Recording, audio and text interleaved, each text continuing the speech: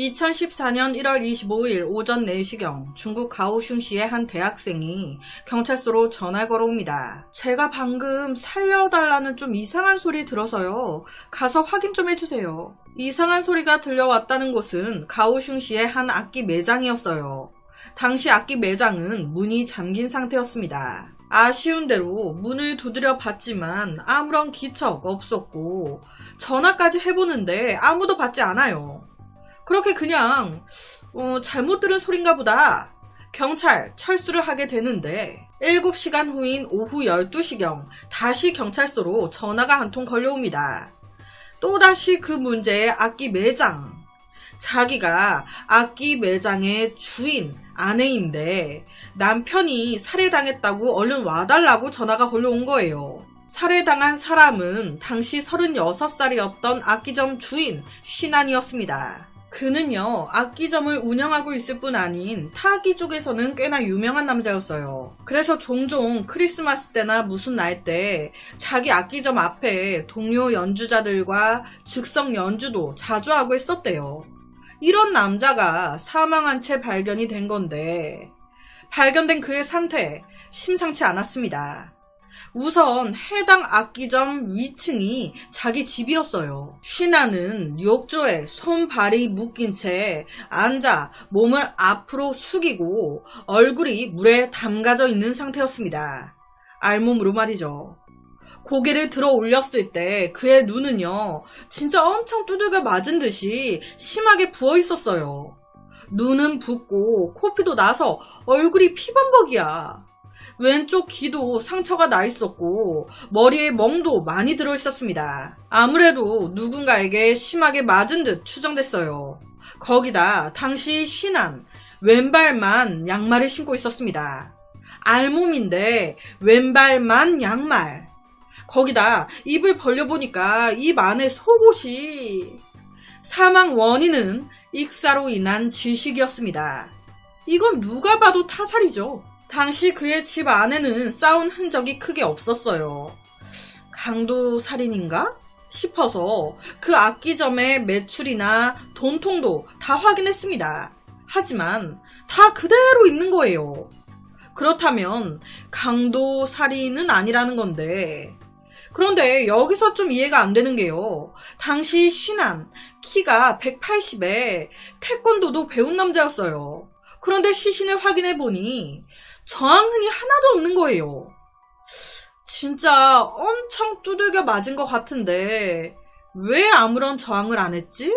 실제 이웃 탐문 수사 결과 한 이웃은요, 새벽부터 엄청 싸우는 소리가 들렸었어요.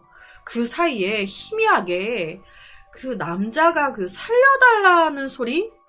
그런 소리 들었는데 약간 도움 요청하는 듯한 되게 약한 목소리였어요. 경찰은 단서를 놓치지 않기 위해 현장을 봉쇄했습니다.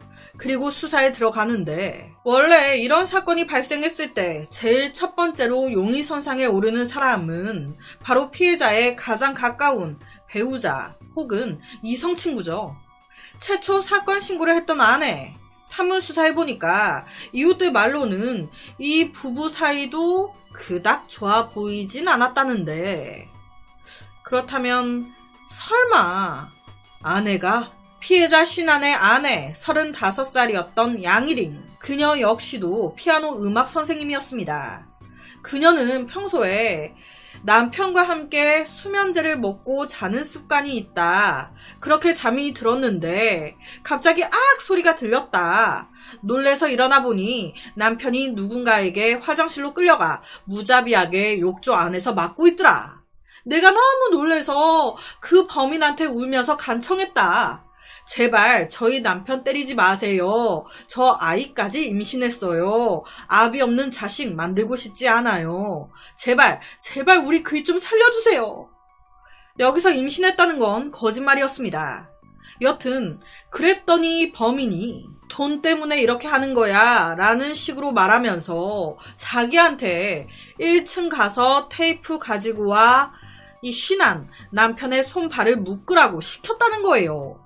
이때 남편 신한 또한 자기한테 범인이 하라는 대로 하라고, 그래서 자기가 1층 가서 테이프 가지고 올라와 신안의 손발을 묶었고 그 후에 이 두 사람 다 강제로 또다시 수면제를 복용, 잠에 빠졌다는 겁니다.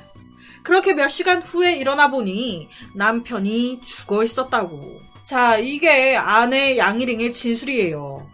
여러분, 이 말 믿어지시나요? 경찰은요, 이 진술을 듣자마자 바로 이상했어요. 왜냐면 여러분 잘 생각해보세요. 자기 말로는 범인이 1층 가서 테이프 가지고 오라고 했대요. 1층에 혼자 내려간 거 아니에요. 그럼 1층 문 열고 나가서 이웃들한테 도움을 요청하거나 1층에 전화기 있었거든요. 1층에서 112 신고를 했어도 됐어요. 그런데 이때 그녀는 그러지 않았습니다. 1층에 혼자 내려왔음에도 아무런 도움 청하지 않았고 정말 테이프만 딱 가지고 다시 올라갔어요. 이게 이해가 안 되는 거예요. 위험에 처한 상태로 반협박하에 내려간 게 아닌 그냥 이 범인을 도우려고 했던 것 같은? 처음 이 진술만으로도 좀 믿기 어려웠는데 몇 차례 경찰이 양희링 아내를 불렀어요. 그리고 신문하는데 이 여자가 신문할 때마다 말이 바뀌는 거예요. 안 그래도 좀 이상하다 하고 있었는데 이게 더 이상하게 느껴지는 거죠. 그렇게 경찰은 아내를 강력한 용의자로 추정합니다. 아내는요, 저 사건 전까지 남편과 사이 좋았어요 라고 주장했습니다. 하지만 앞서 그랬죠. 이웃들 말은 다른데 둘이 허구한 싸우는 소리가 들려왔었다고. 이 부부는 결혼한 지 2년 차로 끊임없이 다툼을 벌였습니다. 경찰은 아내가 남편을 죽였다고 생각했어요. 그런데 이 아내 양희링 키가요 160이었단 말이에요. 남편 신하는 180. 힘적으로도 차이가 많이 날 텐데 어떻게 그녀는 남편을 죽였을까? 저항은이 없었던 걸 보니 약물, 역시나 시신 부검 결과 신안의 몸에서 강력한 의료용 수면제 성분이 검출됐습니다. 그 약물이요, 중국 내에서 약간 강간약으로 불리는 그런 약물이었대요. 이거 먹이고 물에 익사, 질식사 시킨 걸로. 경찰은요, 아무래도 공범이 있어 보였어요. 공범은 누굴까?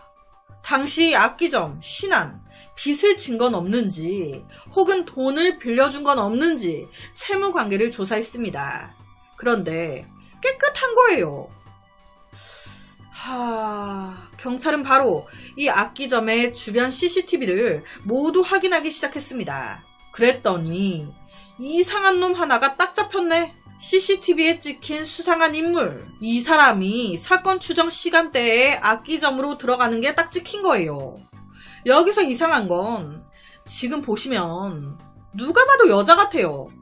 그런데 이 여자가 악기점 근처 주차장 외진 곳으로 가더니 얼마 안 가 다시 카메라에 보이는데 어라, 옷이 바뀌어져 있는 거예요.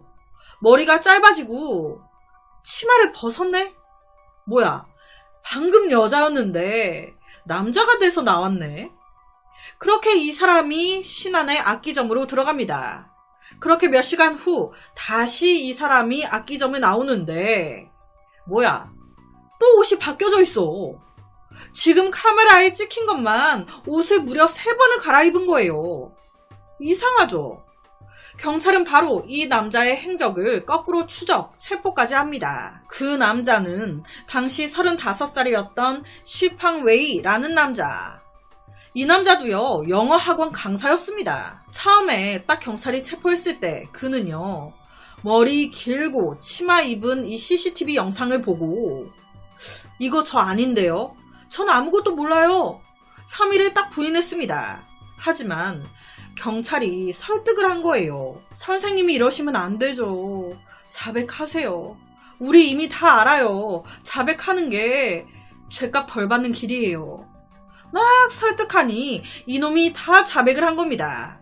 이 쉬팡웨이, 좀 발음이 이상하네요. 이 쉬팡웨이는 사실 저와 신안 절친 친구였는데 제가 60만 위안을 신한한테 빌려줬었어요. 그거 받으려고 갔다가 싸움이 났고 그러다가 죽이게 됐습니다. 라고 얘기했습니다. 술 같이 먹다 시비 붙었고 때리고 하다가 열받아서 속옷으로 입을 막고 질식시켜 죽였다. 그런 다음 두 손을 묶고 다 했다. 그런데 여기서 문제는요. 사건 당시 상황에 대한 이 쉬팡웨이의 말과 이 양일링 아내의 말이 조금 다른 거예요. 이 아내는 범인이 누군지 모른다는 식으로 얘기했어요. 그래서 경찰이 CCTV 뒤지고 다 한 거 아니에요. 그런데 이놈 말은 달라. 피해자의 아내인 양일링과 자기 아는 사이라는 겁니다. 그럼 이상하잖아요. 양일링은 왜 경찰한테 이 사실을 숨긴 거지? 약간 범인을 숨겨주려는 것처럼 범인의 정체에 대해 딱 모른다면서 입을 씻었죠. 이 말은 즉슨 쉬팡웨이와 양일링 둘이 공범일 수도 있다. 자, 쉬팡웨이는 자기가 신한한테 60만 위안의 돈을 빌려줬다고 얘기했어요. 그런데 이게 좀 이해가 안 됐습니다. 왜냐면 경찰 조사해보니까 이 쉬팡웨이 자기 처지가 누굴 빌려줄 처지가 아닌 거예요. 자기 밥 먹고 살기도 힘든 처지구만. 누가 누구한테 돈을 빌려줘. 뭔가 숨기는 게 있구나. 그래서 경찰이 더 쪼아서 쉬팡웨이를 신문하기 시작한 겁니다. 그랬더니 하는 소리가 기가 막혀요. 그날 밤 사실 에로 파티를 하기로 했었다는 거예요. 이름에서 알 수 있죠. 에로 파티. 그 파티를 성대하게 열어준다고 해서 내가 돈까지 줬는데 그런데 가서 보니까 아니야. 오히려 거기서 내가 놀림거리가 돼버렸네. 아, 이 새끼 에로 파티 한다고 하니까 좋다고 온 거 봐라. 그렇게 화가 너무 나서 신한을 기절할 때까지 뒤지게 패버렸고 결국 죽이기까지 했다는 겁니다. 경찰은요, 이 말을 듣고 매우 황당했어요. 도대체 이게 무슨 상황인 걸까요? 그럼 CCTV에 찍힌 이 여장은 뭐야? CCTV에 여장하고 왔다가 옷을 갈아입고 남자로 악기점에 들어갔잖아요. 이거 뭐 어떻게 설명해야 하는 걸까? 사실 이 쉬팡웨이와 이 신한 부부 관계가 좀 많이 복잡했습니다. 이 세 사람은요, 약간 그 야한 온라인 사이트를 통해서 알게 된 사이였어요. 셋이서 막 그 짓도 하고 별의별 야한 짓을 다 하는. 그러다가 쉬팡웨이와 이 신한의 아내 양일링이 불륜 사이로까지 가버린 겁니다. 자, 쉬팡웨이는 자기와 양일링이 불륜 사이였다고 얘기했어요. 그런데 이 부분에 대해서 양일링은 아니라고 극구 부인했습니다. 하지만 경찰은 맞는 걸로 봤어요. 여튼 이 양일링은요, 순수한 여자가 아니었습니다. 원래 양일링과 이 피해자 신한 2005년도 초부터 알게 돼서 이제 연인 사이로 데이트했는데 웬걸 4년 뒤 2009년 뜬금없이 양일링이 다른 남자와 결혼을 한 거예요. 이 상황에 신한 얼마나 어이가 없습니까? 그러니까 신한이 양일링과 결혼한 남자 있죠. 그 남자의 부모님 주소를 알아내서 찾아간 거예요. 그리곤 봐라, 당신 며느리 나와 이렇고 저런 사이였다. 지금도 나와 계속 만나고 있다. 당신 아들은 아무것도 모르고 지금 그러고 있는 거다 등등 다 까발린 겁니다. 이걸 알게 된 시댁 가족들 가만히 있겠습니까? 이거 왜 미친년 하나 잘못 물었네 싶어서 바로 결혼 1년도 안 돼 둘을 이혼시킵니다. 자, 여기까지만 들으면 신한 열받을만 하네 싶죠? 웃긴 건요, 이때 신한도 10년 사귄 여자친구가 있었다는 거예요. 자기도 여자친구가 따로 있으면서 양일링이 딴 남자와 결혼하니까 이 짓 했던 거예요. 웃긴 건 더 있습니다. 여튼 양일링 결혼 파탄 났잖아요. 저 같으면 너 미친 거 아니냐? 신한 찾아가서 뒤집을 만도 한데 오히려 이 양일링 신한과 계속 사겨요. 그런데 앞서 그랬죠. 신한 10년 사귄 여친 있었다고. 결론은 이 10년 여자친구 버리고 양일링을 선택, 둘이 혼인신고까지 합니다. 어쨌든 결혼 전의 일이었으니까 결혼했으니 양일인과 신안 잘 살았나? 잘 살긴 개뿔. 둘이 학원날 싸웁니다. 신안이 양일잉을 때려가지고 경찰이 출동한 것만 2번이었고요. 부부 사이 안 좋았어요. 이런 와중에 양일잉, 쉬팡웨이를 알게 돼 불륜 사이가 됐는데 신안도 이때쯤 10년 사귀고 헤어졌던 여자친구와 다시 붙어요. 아니 여러분, 이혼 안 한 상태예요. 둘 다 각각 내연남, 내연녀를 다 만든 겁니다. 그렇게 불륜을 즐기다가 이것도 재미없어 그러면서 이것들이 더 야해져요. 불륜에 모자라서 에로 파티까지. 남자 하나 더 부르거나 여자 하나 더 불러 쓰리썸도 막 같이 즐기고. 자, 쉬팡웨이는 이렇게 불순하게 노는 양일잉을 보자마자 첫눈에 반했습니다. 쉬팡웨이는 거의 오타쿠였어요. 제대로 연애 경험도 없고 평소에 집순이. 그런 남자에게 이 피아노 음악 선생님인 양일잉은 거의 천사였습니다. 양일잉은요, 자주 쉬팡웨이를 만나 하소연을 해댔습니다. 남편 때문에 너무 힘들다고. 내 사랑 양일잉이 쉬난 때문에 계속 너무 힘들어해. 그래서 내가 죽여줄게. 이렇게 됐던 거예요. 앞서 말씀드렸던 CCTV, 여장하고 나왔다가 갑자기 다시 남자로 나오고 그랬잖아요. 이게 에로 파티 때문이 아닌 이미 살인을 계획하고 나왔다 보니 수사에 혼선을 주려고 그랬던 겁니다. 사건의 그날 아내 양일잉은 음료수에 수면제를 넣어 남편을 재웠습니다. 그 후 쉬팡웨이 도착. 둘은 잠들어 있는 쉬난을 화장실로 끌고 갔고 뒤지게 때렸죠. 그 과정에서 당연히 잠들어 있던 쉬난 깬 거예요. 그는 살려달라고 간청을 했습니다. 하지만 잔혹한 이 둘은 고인의 머리를 무자비하게 때리고 물에 담가 익사시켰죠. 그 후에 이 아내는요, 바로 검색합니다. 익사했을 때 사망 진단서 혹은 살인이 걸렸을 때 징역까지. 그리고는 현장을 청소하고 태연하게 처음 사건을 발견한 척 경찰에 신고했던 거예요. 여기서 웃긴 건요, 이 남편 쉬난 사망 직전에는 알았을지 모르겠는데 사망 전까진 자기 아내 양일잉과 쉬팡웨이가 불륜 사이라는 걸 전혀 몰랐었다는 거예요. 자기를 죽이고 싶어 한다는 것도. 여튼 그렇게 두 사람 모두 무기징역을 선고받고 3번의 재판 끝에 사형을 선고받아 감옥에 들어가게 되는데 이 사건은 이게 끝이 아니에요. 쉬팡웨이 감옥 가고 채 1년도 안 돼서 2014년 7월 14일 감옥 안에서 자기 깜빵 동료를 목 졸라 죽여버립니다. 여러분, 감옥에 뾰족한 거라든지 철이라든지 이런 거 반입 안 되고 안 주는 거 아시죠? 이런 게 살인 도구나 범행 도구가 될 수 있다고 철저히 검사하고 관리하잖아요. 이때 쉬팡웨이가 쓴 살인 도구는요, 자기 속옷이었습니다. 깜빵 동료가 짜증나게 한다고 자기 속옷을 찢어가지고 그걸로 목을 졸라 죽인 거예요. 감옥 들어온 지 몇 개월 만에. 그리고는 침착하게 스스로 자수했대요. 제가 죽였어요. 교도소에서 속옷을 살인무기로 사용한 사람 쉬팡웨이가 처음이었대요.